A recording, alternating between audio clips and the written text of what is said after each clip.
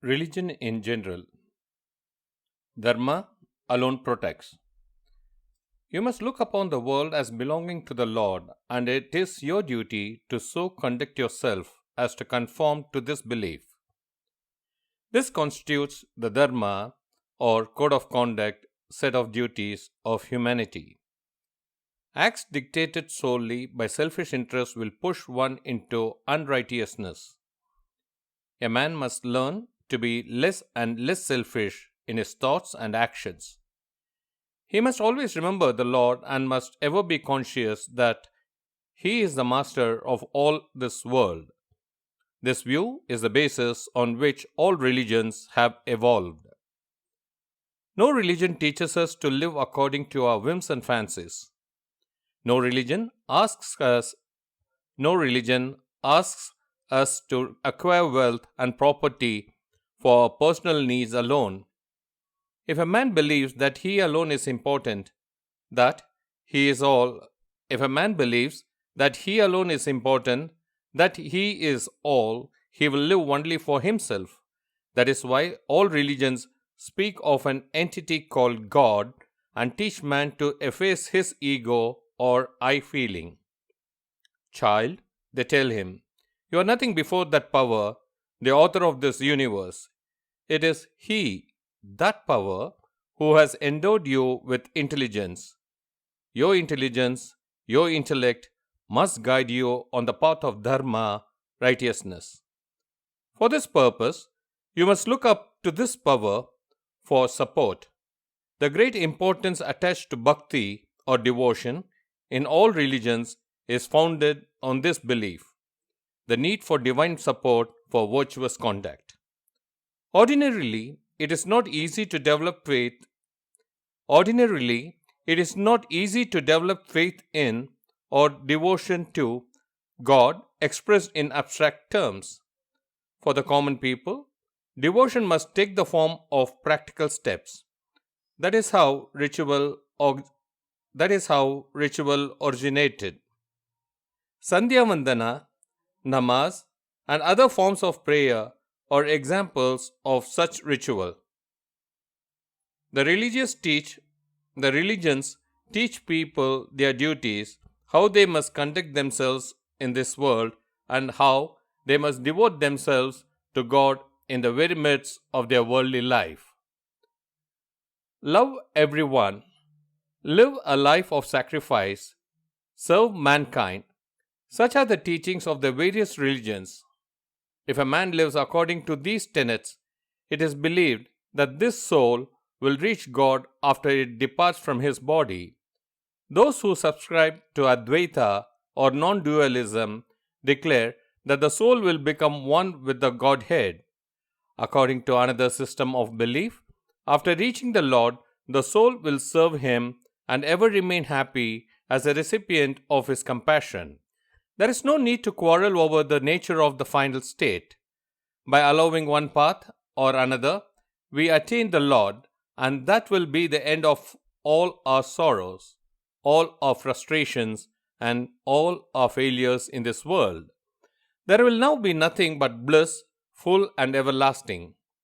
No more than this do we need to know for the present. If the Paramatman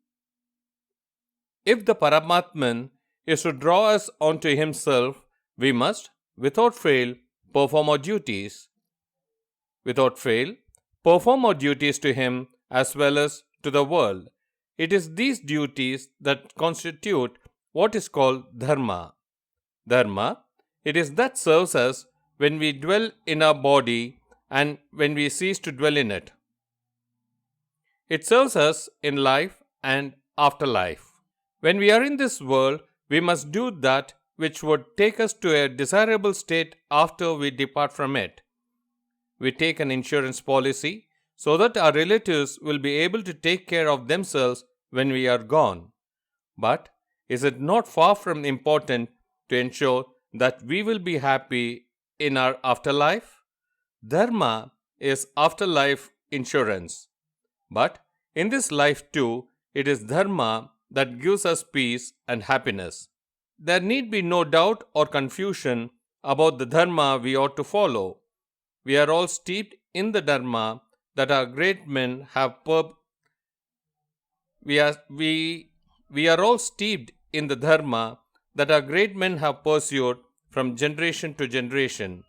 They have inwardly realized eternal beatitude, and we know for certain that they lived without any care, unlike people in our own generation who are always discontented and are embroiled in agitations and demonstrations of all kinds. All we need to do is to follow the dharma that they practiced. All we need to do is to follow the dharma that they practiced.